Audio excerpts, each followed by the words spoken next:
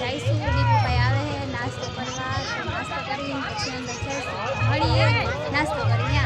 તો જઈ રહ્યા છીએ અંદર. સમૂહ લગ્નનું ગેટ દેખાય છે. તો મારા મમ્મી, મારા પપ્પા ને મારા બા અને દીપુભાઈ જો હરવે હરવે જાય છે. તો વિડીયો ઉતારું તો દેખાતી નથી એમાં.